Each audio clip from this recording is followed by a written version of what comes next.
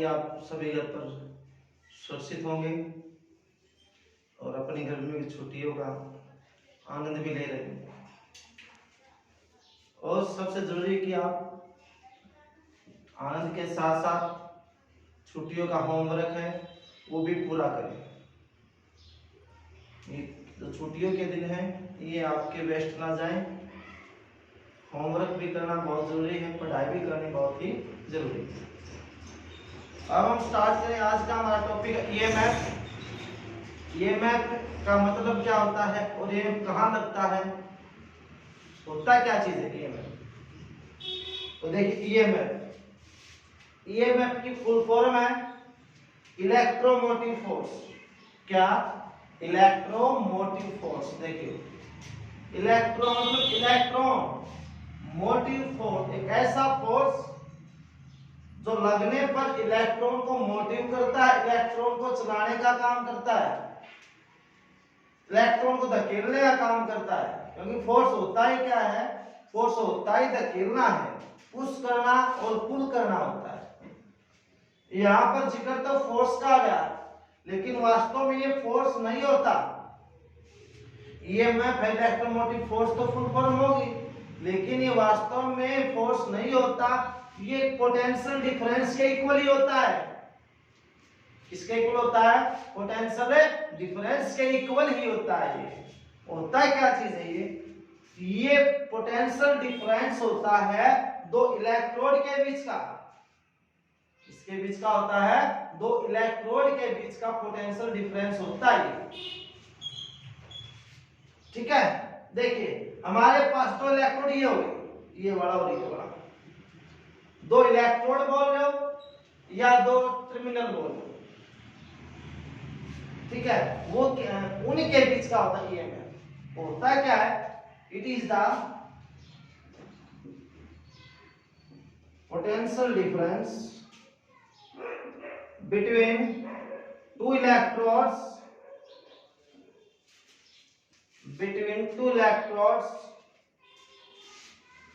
of a cell when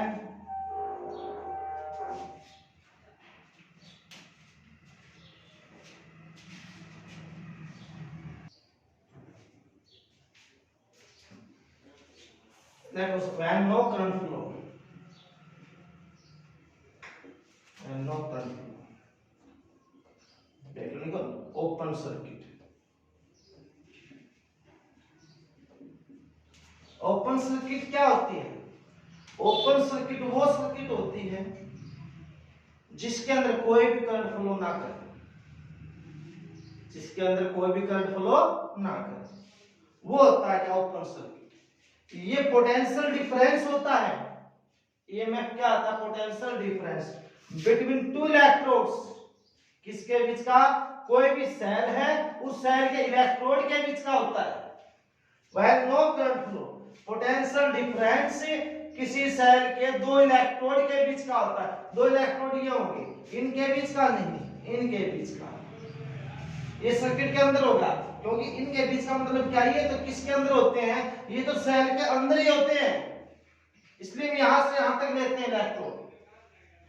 potential difference होता है दो इलेक्ट्रोड के बीच का। कब? व्हेन नो करंट फ्लो, जब कोई भी करंट फ्लो ना करे, उसको हम क्या बोलते हैं? ईएमएफ। या वो the work done on a moving positive charge, the work done on a moving charge across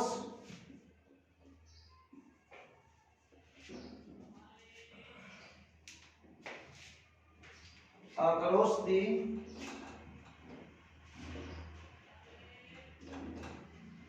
internal circuit as well as external circuit।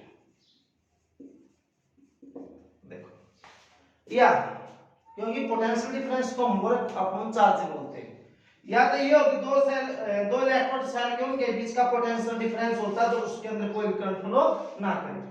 या the work done on moving positive charge across the internal circuit as well as external circuit। चाहे circuit के अंदर की बात हो या circuit के बाहर की बात हो, चाहे सर्किट अंदर की हो चाहे फिर क्या बाहर की हो, यहाँ पर वर्क किया जाता है किसके द्वारा? पॉजिटिव चार्ज के द्वारा।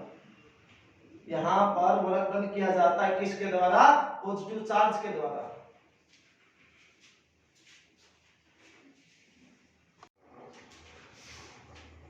हमने ईएमएफ की डेफिनेशन लिखवा दी है, आपने लिख भी ली होगी।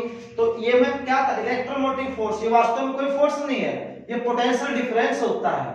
अगर आपसे पूछे कि सेल का पोटेंशियल डिफरेंस क्या है, तो सेल का पोटेंशियल डिफरेंस ईएमएफ ही काम करता है। ईएमएफ ही क्या होता है? उसका पोटेंशियल डिफरेंस होता है, ठीक है। और एक होता है उसका R, small R. Small R क्या होता है? Internal resistance. वो क्या होता है वो हम आगे बताएंगे, ठीक है। तो ये हमारे पास सर्किट है और ईएमएफ क्या काम करता है? पॉजिटिव चार्ज को फ्लो कराने का काम करता है, चाहे सर्किट इंटरनल हो या सर्किट कैसी हो? एक्सटर्नल हो। ये कंडीशन कब है? जब डिस्चार्जिंग, जब कोई करंट फ्लो नहीं कर रहा हो। ये चार्जिंग है जब उसमें करंट फ्लो कर रहा हो, ठीक है। ये सर्किट ओपन होगी, ये कैसी होगी? क्लोज होगी। अब हमारे पास ये कैपिटल आर क्या है? कैपिटल आर हमारे पास एक्सटर्नल रेजिस्टेंस है। एक्सटर्नल रेजिस्टेंस को किसके साथ जोड़ दिया गया? इंटरनल रेजिस्टेंस के साथ सीरीज में जोड़ दिया गया। और ये किसका होता है? सेल का। इस सेल के अंदर ही होता है, इलेक्ट्रोड भी उसके अंदर ही होते हैं सेल के अंदर। क्या फ्लो करेगा? करंट है, ठीक है। तो इसकी ये वी क्या है यहाँ पर? वी है टर्मिनल पोटेंशियल डिफरेंस। क्या है? टर्मिनल पोटेंशियल वोल्टेज या टर्मिनल पोटेंशियल डिफरेंस। ये क्या होता है? बस सेल का उल्टा होता है ईएमएफ का। ईएमएफ में तो हमने क्या लिखा था? Open circuit. तो डेफिनेशन आप डेफिनेशन इसकी लिख लेना। ओपन की जगह बस आपने क्या लिखना है? Close circuit. जब उसमें क्या फ्लो कर रहा हो? जब करंट फ्लो कर रहा हो, बस यही कंडीशन है, ठीक है।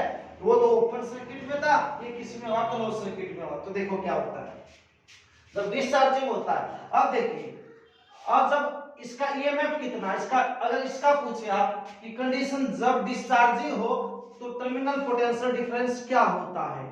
अब देखिए टर्मिनल वो होता है E माइनस आई आर। देखो ये क्या है? V तो है टर्मिनल, E का ईएमएफ और आई आर क्या है? ये है वोल्टेज ड्रॉप। क्या है? वोल्टेज ड्रॉप, ठीक है। ये है टर्मिनल पोटेंशियल डिफरेंस और ये ईएमएफ, ठीक है। पोटेंशियल डिफरेंस हमेशा कम होता है ईएमएफ से जब सर्किट ओपन होती है। क्यों होती है? देखो, अब आप बताओ कि सेम होना चाहिए, सेम नहीं। अगर मान लो किसी सर्किट के अंदर ईएमएफ वोल्टेज है कितनी? 15 वोल्ट, तो उसका टर्मिनल कितना होगा? कितना होना चाहिए? 15 होना चाहिए। 15 नहीं होगा, क्योंकि कुछ ना कुछ जो एनर्जी है, जो वोल्टेज है, वो किसने ऑब्जॉर्व कर ली? वो किसने खर्च कर ली? कुछ पोटेंशियल जो वो किसने ऑब्जॉर्व कर लिया? किसने खर्च कर दिया? इंटरनल रेजिस्टेंस ने। उस 15 में से इसने कुछ न कुछ उसको यूज कर दिया, इसके अंदर लॉस हो गया। इसके अंदर लॉस होगा तो क्या लगा दूंगा? माइनस। तो ईएमएफ में से इसने जो लॉस कर लिया, जो बच गया वो आगे पहुंच गया। आगे जो पहुंच गया क्या? Terminal potential difference. किसके इक्वल होता है? ईएमएफ और वोल्टेज ड्रॉप का डिफरेंस होता है। ईएमएफ और वोल्टेज ड्रॉप का डिफरेंस क्या होता है? Terminal potential. इस केस के अंदर इन दिस केस, इस केस के अंदर क्या होता है? जो ये V है वो हमेशा E से कम होता है। ध्यान रखना इस बात का। क्यों? क्योंकि माइनस हो रहा है। क्या हो रहा है? माइनस। तो जो टर्मिनल पोटेंशियल डिफरेंस है वो ईएमएफ से हमेशा क्या होता है? कम होता है। जब सर्किट कैसी हो? और जब सर्किट कैसी हो? क्लोज हो, तो वहां पर क्या आ जाएगा? V = E + IR। अब कहां गया वो? अब हमारे इसका 15 था तो कुछ इसने जो अब इसने उसको लॉस किया, तो लॉस नहीं करेगा, पूरा पास होके यहाँ आएगा। क्योंकि अब सर्किट क्या हो रही है? क्लोज हो रही है। उसको एक्सटर्नल वोल्टेज से ही एनर्जी मिल रही है, जो वोल्टेज ये इससे इसको एनर्जी दी जा रही है। तो अब पूरा का पूरा आ जाएगा। इस केस के अंदर, इन दिस केस, जो वोल्टेज है, जो टर्मिनल पोटेंशियल डिफरेंस है, वो ईएमएफ से क्या हो जाता है? ज्यादा पहुंच जाता है। तो इन कंडीशन के अंदर V कैसे इंक्रीज होता है, कैसे डिक्रीज होता है? अगर मान लो जो कैपिटल आर है ये कैसे इंक्रीज होता है और कैसे ये डिक्रीज होता है। देखिए आप एक बार, अगर मैंने, अब देखो इस सर्किट के अंदर कौन चीज सेम रहता है, इस सर्किट के अंदर ईएमएफ भी सेम रहेगा हमेशा, करंट भी क्या रहेगा, सेम रहेगा। ठीक है, ईएमएफ तो हमेशा सर्किट में क्या रहता है, सेम रहता है, और जो टर्मिनल, सॉरी करंट नहीं, जो ईएमएफ भी सेम रहता है, टर्मिनल वोल्टेज भी सेम रहती है। चेंज होता है तो वो होता है करंट। कौन होता है, करंट।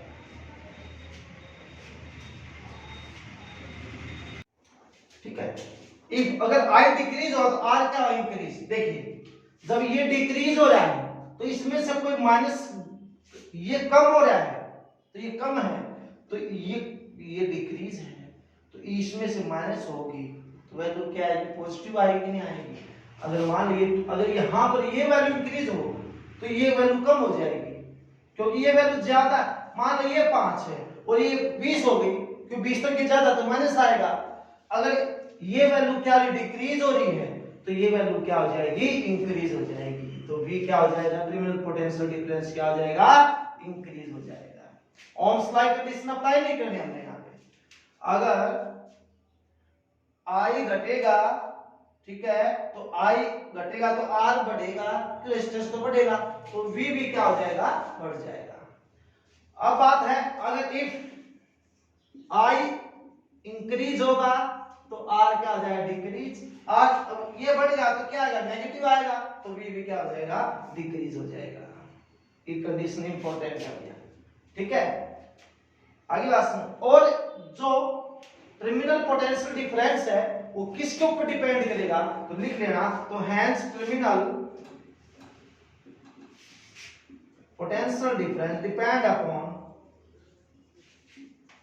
External resistance. किसके ऊपर डिपेंड करेगा, वो एक्सटर्नल रेजिस्टेंस के ऊपर डिपेंड करेगा। राइट है।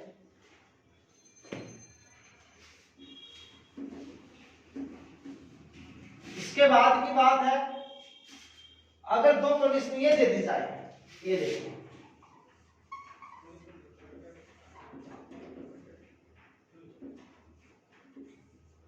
R1 R2, ये EMF positive negative current flow करेगा इसके अंदर। अगर रजिस्टर सीरीज में हो तो वहां पर टर्मिनल पोटेंशियल डिफरेंस क्या होगा, अगर सीरीज में। ओम्स लॉ कंडीशन अप्लाई नहीं करेंगे। देखिए हमारे पास V E माइनस R, ये रेजिस्टेंस किसमें है, सीरीज के अंदर है। किसके अंदर है, सीरीज में। अब देखिए आप, सीरीज में रेजिस्टेंस क्या होता है, इंक्रीज होता है। सीरीज में रेजिस्टेंस क्या होता है, इंक्रीज। तो सीरीज का रेजिस्टेंस ज्यादा होता है किसकी अपेक्षा, पैरेलल की अपेक्षा। रेजिस्टेंस का सीरीज पैरेलल की अपेक्षा क्या होता है, कम, ज्यादा होता है। इसलिए जो करंट है वो क्या होगा इसमें, कम। तो पोटेंशियल जो टर्मिनल वोल्टेज है वो क्या हो जाएगा, ज्यादा हो जाएगा। तो टोटल रेजिस्टेंस सीरीज में पैरेलल की अपेक्षा ज्यादा होता है। अभी तो कंडीशन बताई थी, तो करंट क्या हो जाएगा, कम, और टर्मिनल पोटेंशियल डिफरेंस क्या हो जाएगा, इंक्रीज। सेकंड केस में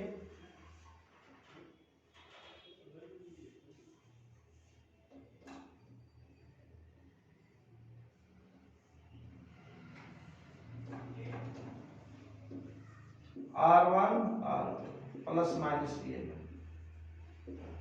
अगर वो किस में जोड़ दिया जाए, पैरेलल में, तब क्या होगा। पैरेलल में आपको पता है पैरेलल का रेजिस्टेंस सीरीज की अपेक्षा क्या होता है, कम होता है। करंट उल्टा हो जाएगा, करंट अब की बार किस में जाएगा, सीरीज में करंट क्या हो जाएगा, अब की बार रेजिस्टेंस सीरीज का कम हो गया तो सीरीज का करंट अब की बार क्या हो जाएगा, ज्यादा हो जाएगा, तो वोल्टेज क्या हो जाएगा, कम हो जाएगा। इसका उल्टा केस बन जाएगा, बिल्कुल उल्टा हो जाएगा। ठीक है, ठीक है, उतार लेना इसको। ये एक सीरीज और ये पैरेलल। ठीक है, अब बात आती है इंटरनल रेजिस्टेंस और ईएमएफ की। लिख लेना ईएमएफ का सिंबल ई होता है, उसकी एसआई यूनिट क्या होती है, वोल्ट। अब आता है इंटरनल रेजिस्टेंस। देखो नाम से पता, इंटरनल ये सर्किट के अंदर किसी भी सेल के अंदर पाया जाता है, सेल के अंदर होता है। इंटरनल रेजिस्टेंस होता क्या है, the resistance offered by an electrolyte by material of an electrolyte to flow the current in the cell or circuit। ठीक है, इंटरनेशनल होता क्या है, ये एक रेजिस्टेंस होता है जो ऑफर किया जाता है, किसके द्वारा दिया जाता है, ये इलेक्ट्रोलाइट जो जिस मटेरियल का होता है, इलेक्ट्रोलाइट जिस मटेरियल का होता है उसके द्वारा दिया जाता है कि तू सर्किट के अंदर करंट फ्लो करना या सेल के अंदर क्या करना, करंट फ्लो करना।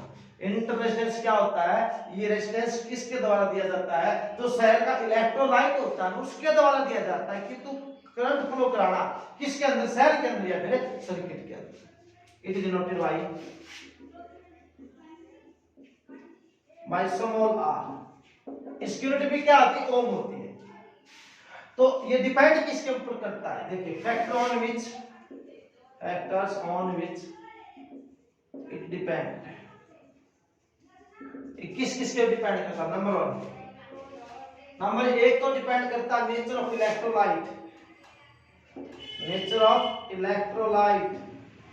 इलेक्ट्रोलाइट की नेचर के ऊपर कैसे डिपेंड करता है, अगर ये नीचे बताऊंगा और लिख लेना। अगर इलेक्ट्रोलाइट कैसा हो, स्ट्रॉन्ग इलेक्ट्रोलाइट, आपको पता है अगर इलेक्ट्रोलाइट स्ट्रॉन्ग है उसके अंदर आयन ज्यादा होंगे, क्या होंगे, मोर आयन, उसके अंदर आयन क्या होंगे, ज्यादा होंगे।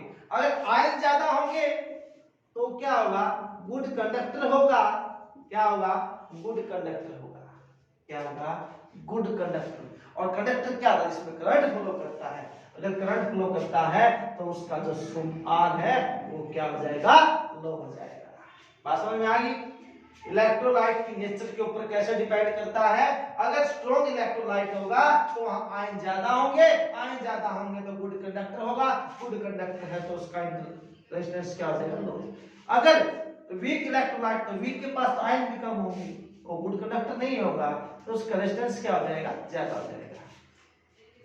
नंबर 2 डिपेंड करता है इसके ऊपर area of electrode, area of electrode.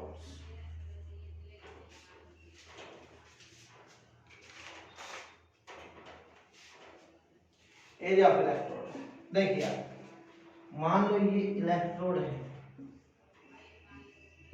Electrolyte के अंदर इलेक्ट्रोड है, एमर्ज किए गए उसके अंदर।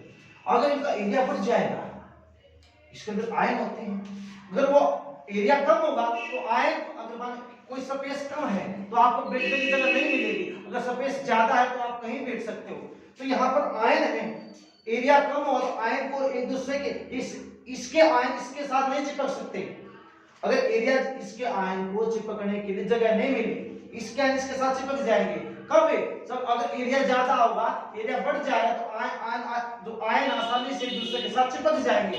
अगर एरिया कम होगा तो उनको चिपकने के लिए क्या होगा, एरिया कम हो जाएगा तो नहीं चिपक पाएंगे, तो एरिया बढ़ जाएगा,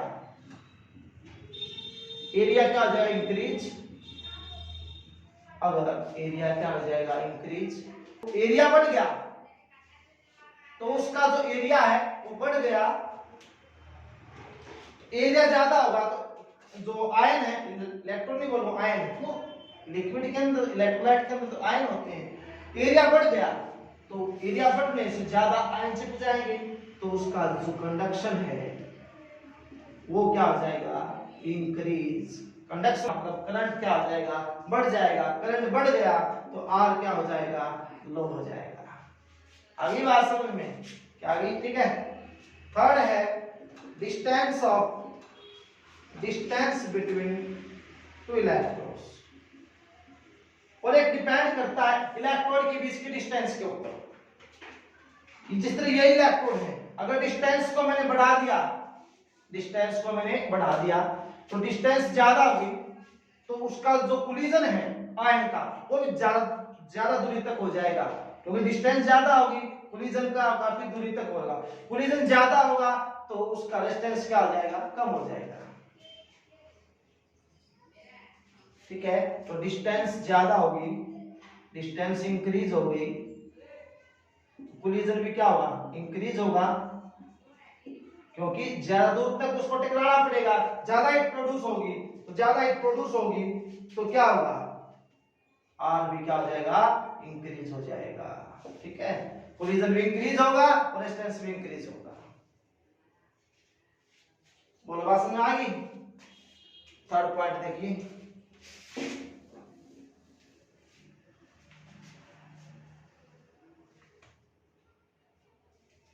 थर्ड है concentration. Fourth, concentration of electrolyte. देखो कंसंट्रेशन मतलब वाटर मिला देना, वाटर ऐड कर देना। अगर इलेक्ट्रोलाइट की कंसंट्रेशन इंक्रीज होगी, कंसंट्रेशन इंक्रीज होगी तो आयनाइजेशन मतलब आयन की जो पावर है वो क्या हो जाएगी, डिक्रीज हो जाएगी। क्यों, जितना वाटर ज्यादा मिलाएंगे उसकी आयनाइजेशन कम होती है।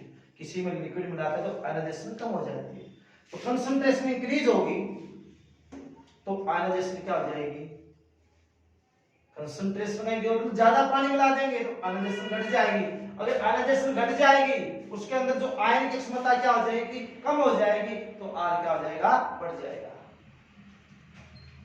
आर क्या हो जाएगा, इंटरनल रेजिस्टेंस क्या हो जाएगा, इंक्रीज हो जाएगा। आगे बात सुनो, अगर कंसंट्रेशन बढ़ जाएगी तो आयनाइजेशन घट जाएगी और आर क्या हो जाएगा, इंक्रीज हो जाएगा। तो क्या है, टेम्परेचर ऑफ इलेक्ट्रोलाइट। और वो इलेक्ट्रोलाइट के टेम्परेचर के ऊपर भी कैसे करता, देखो अगर टेम्परेचर इंक्रीज होगा,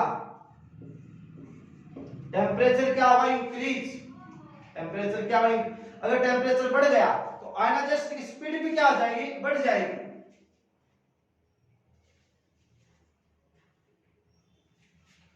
स्पीड बढ़ जाए कैसे, एक बात बताओ, तो टेम्परेचर बढ़ गया तो ज्यादा हीट होगी, तो जो आयन के पास एनर्जी थी वो एक दूसरे के साथ अटैच थे तो उनका कोवेलेंट बॉन्ड टूट जाएगा। क्या हो जाएगा, कोवेलेंट बॉन्ड टूट जाएगा, तो उनके बीच में ज्यादा कोलिजन होने लग जाएगा तो उसका रेजिस्टेंस क्या हो जाएगा, बढ़ जाएगा। आयनाइजेशन क्या हो जाएगी, टेम्परेचर बढ़ जाएगा, आयनाइजेशन क्या हो जाएगी, कम हो जाएगी, और रेजिस्टेंस भी क्या हो जाएगा, कम हो जाएगा।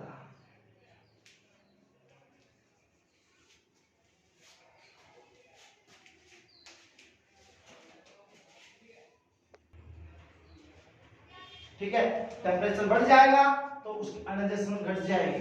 आयनाइजेशन घट जाएगी टेम्परेचर बढ़ने से, क्यों, क्योंकि उनके जो आयन वो टूट जाएंगे, अब उसके ऊपर आयन नहीं रहा, कोवेलेंट बॉन्ड उनके टूट गए, ठीक है, और फ्री हो गए बिल्कुल, तो आयनाइजेशन क्या हो जाएगा, घट जाएगी। आयनाइजेशन घट गई तो आर क्या हो जाएगा, डिक्रीज। एक मिनट भाई साहब, एक मिनट, आयनाइजेशन टेम्परेचर होने से तो बढ़ेगा ना,